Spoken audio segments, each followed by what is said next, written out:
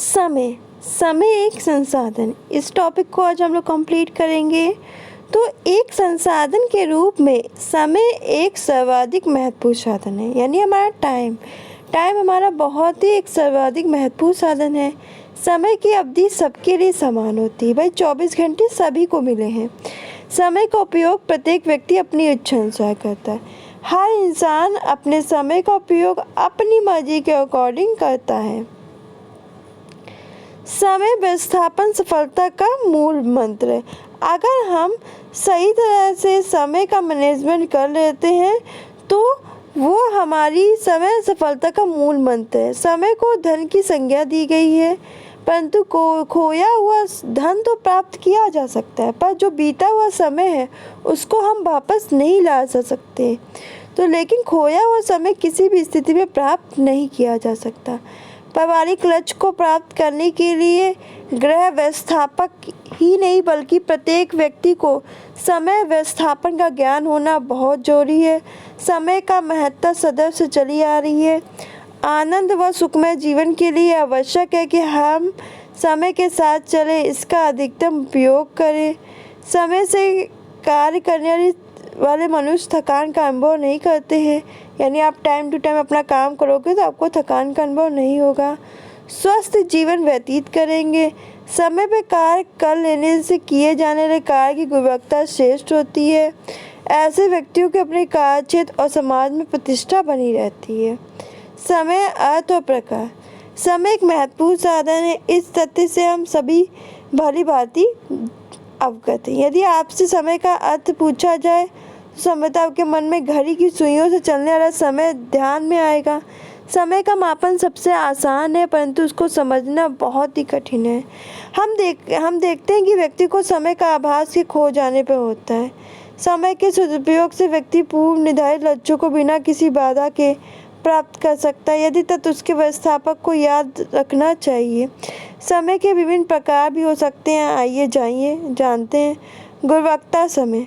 आधुनिक परिप्रेक्ष्य में इस समय की सर्वाधिक मांग है। आजकल के व्यस्त जीवन में जहां स्त्री पुरुष दोनों ही कामकाजी हैं, मनुष्य का दायरा सीमित होता जा रहा है। अब एक सीमित समय के भीतर बहुत से काम निपटाने होते हैं।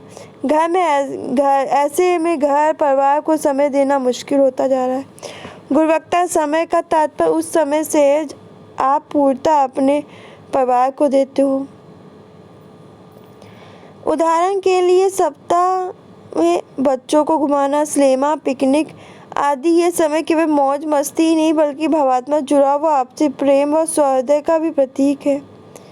मनोवैज्ञानिक समय। इस समय को एक अनुभव की भांति लिया गया है। यदि आप किसी परिणाम की प्रतीक्षा कर रहे हो तो एक क्षण आपको 1 घंटे के समान प्रतीत होता है, परंतु अवकाश के क्षणों में अपने परिवार के समय बिताने पर समय बहुत जल्दी गुजरता हुआ प्रतीत होता है। जैविक समय का तात्पर्य जीवों के भीतर निश्चित समय पर होने वाली गतिविधि से है। जैसे प्रातः होने वाले स्वयं नींद खुल जाती है, रात्रि होने पर व समय आने पर हमें नींद का अनुभव होने लगता है। यानी रात होगी तो हमें और समय आने पर हमें नींद का अनुभव होने लगता है। खाने का समय होने पर हमें भूख लगने लगती। इसी प्रकार प्रत्येक व्यक्ति चाहता है कि समय अनुकूल परिणाम बढ़ने सूत्र में बंधे, उसे संतान यानी कि वो सही समय पर उसकी शादी हो, सही समय पर उसे संतान सुख की प्राप्ति हो। ये सब जैविक समय के कारण होता है। समय सीमा का अर्थ विभिन्न प्रयोजनों के लिए किया जाता है। जैसे परीक्षा भवन में प्रश्न लिखते समय हल की सीमा 3 घंटे, यानी आप पेपर देने गए हो, आपको 3 घंटे का समय दिया है कि नहीं भाई आपका हाई स्कूल का पेपर है तो 3 घंटे में आपको जितना पेपर दिया आपको कंप्लीट करना है। ये समय सीमा है। आप देखते हो कि भुगतान को हमें तय समय सीमा के भीतर करना होता है, परंतु एक गृहिणी व्यवस्थापक के पास सभी दैनिक कार्यों की सीमा 24 घंटे महत्व है। यदि गृहिणी कामकाजी तो यह और भी कठिन हो जाता है। इन्हीं 24 घंटों के भीतर उसे घर, बच्चों, अपने व्यवसाय, कार्य क्षेत्र, उत्तरदायित्व का निर्वाह करना होता है। आप सभी घर में संपन्न होने वाली क्रियाओं से भली भांति अवगत होंगे। आदर्श स्थितियों में गृहिणी अपने कार्य क्षेत्र के अतिरिक्त प्रतिदिन जो निम्न दायित्व का निर्वाह 24 घंटे की सीमा के भीतर करना पड़ता है।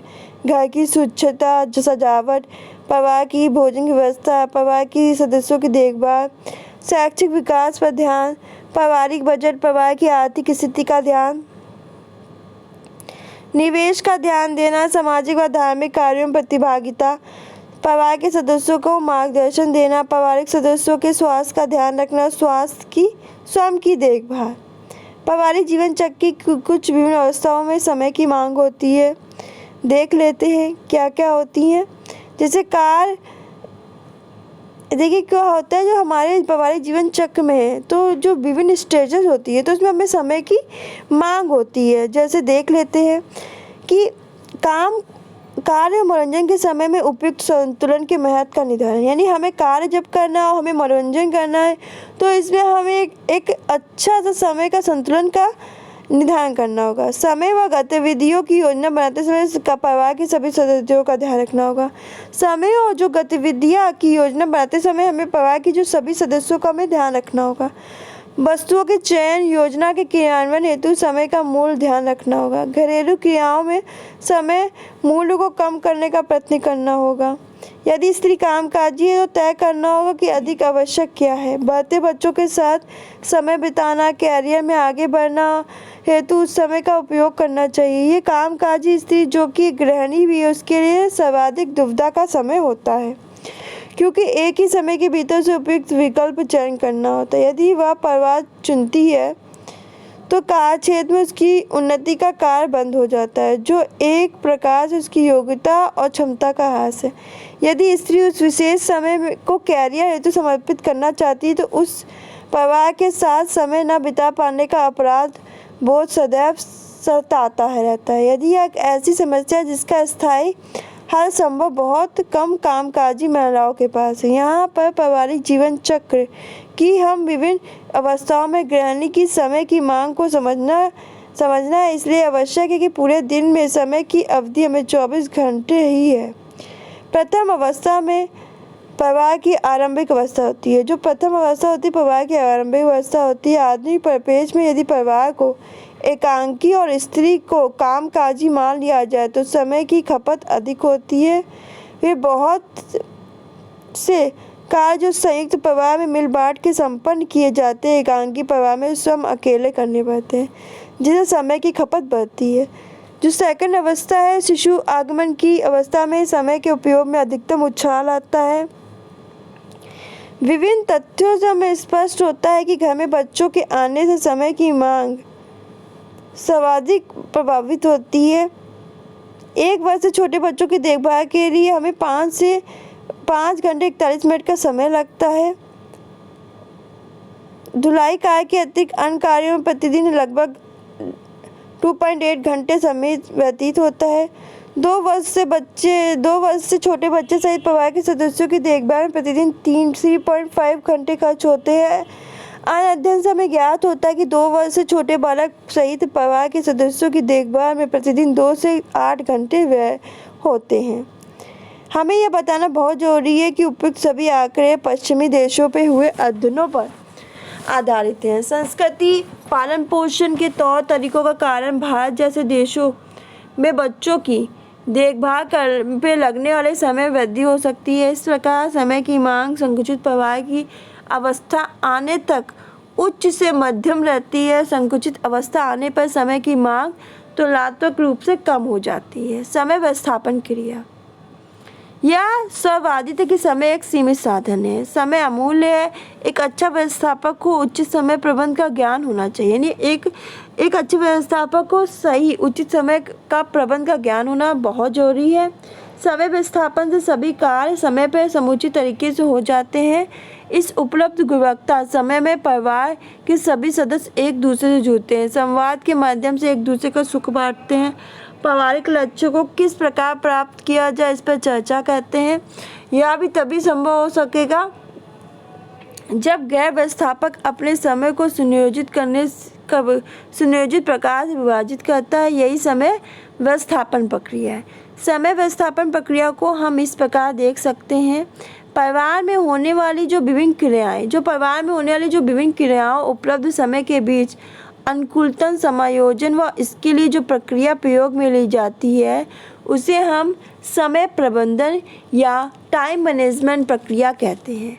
समय प्रबंधन प्रक्रिया के 3 प्रमुख चरण होते हैं। एक तो समय आयोजन, दूसरा होता है आयोजन प्रक्रिया का नियंत्रण, फिर हमें क्या करना पड़ता है, मूल्यांकन। समय आयोजन के अंतर्गत सभी गृह कार्यों को में सुचारू रूप से करने के लिए समय योजना बनाई जाती है, जिसका अर्थ होता है निश्चित समय अवधि के भीतर किसी कार्य को पूर्ण करना। कोई भी एक निश्चित समय अवधि में किसी कार्य को पूर्ण करना। समय योजना बनाते समय हमें कुछ बिंदुओं पर ध्यान देना बहुत जरूरी है कि सभी महत्वपूर्ण कार्य सामान्य कार्य प्राथमिकता के आधार पर किए जाए। पहले सभी कार्यों की सूची बना लें। अति महत्वपूर्ण कौन से कार्य, महत्वपूर्ण कौन से हैं, कम महत्वपूर्ण कार्य कौन से हैं, और उनको प्राथमिकता के आधार पर सूची में वरीयता दें। सूची में कार्यों को प्राथमिकता के आधार पर वरीयता देते समय परिवार के सदस्यों की कार्य क्षमता, रुचि, आवश्यकता, आदतें, विश्राम, स्वास्थ्य का भी ध्यान रखना चाहिए। समय प्रबंधन योजना लचीली, व्यवहारिक होनी चाहिए ताकि परिस्थितियों के अनुसार उस पर कार्य में परिवर्तन कर उसे संपादित किया जा सके। समय योजना बताते समय परिवार के अन्य सदस्यों के समय उपलब्धता का भी ध्यान रखना चाहिए। परिवार के सदस्य यदि उस समय विशेष में उपलब्ध हैं तो ऐसी स्थिति में गृह कार्यों में उसका सहयोग लेकर कार्य को हमें इजी रूप से और जल्दी से जल्दी किया जाना चाहिए। सभी संबंधित कार्यों को एक समूह में रखना चाहिए। यथासंभव हो यह प्रयास करना चाहिए कि एक समय में 2 या 3 कार्य एक साथ संपन्न किए जाए। अंग्रेजी में इसे मल्टीटास्किंग कहते हैं। यह एक कौशल है, अभ्यास व अनुभव द्वारा इसे सीखा और बेहतर किया जा सकता है। आधुनिक समय में मल्टीटास्किंग सफल समय प्रबंधन की धुरी है। समय प्रबंधन का अर्थ यह कदापि नहीं है कि किए गए कार्य को शीघ्रता से निपटा दिया जाए। ऐसा करने से कार्य की गुणवत्ता का प्रभाव पड़ता है। समय योजना में प्रत्येक कार्य के लिए पर्याप्त समय दिया जाना बहुत जरूरी है। किए जाने वाले कार्य के स्वरूप, प्रकृति को जानना जरूरी है। इससे उस कार्य में लगने वाले समय का आभास हो। समय आयोजन में सहायता मिलती है। जहाँ तक संभव हो योजना लिखित रूप में तैयार करनी चाहिए। योजना हमारी साप्ताहिक हो सकती है, मासिक हो जाती है और विशेष अवसरों और वार्षिक कार्य सूची के रूप में उपलब्ध हो तो कार्य करने में सरलता होती है। इन उपयुक्त तथ्यों को ध्यान में रख के हम देख सकते हैं कि कोई भी कार्य बोझ नहीं लगता। यथासंभव सभी कार्य समय में पूरा करने का प्रयत्न करें। इसके लिए हमें आत्मविश्वास की वृद्धि होगी और हम संतुष्टि का अनुभव करेंगे। आज बस इतना ही। कल की क्लास में हम लोग पढ़ेंगे नेक्स्ट वीडियो में कार्य योजना निर्माण के विभिन्न प्रकार कौन से हैं, समय आयोजन के चरण कौन कौन से हैं, इसको हम लोग कंप्लीट करेंगे। तो फ्रेंड्स आज के लिए बस इतना ही। मिलते हैं नेक्स्ट क्लास में। धन्यवाद।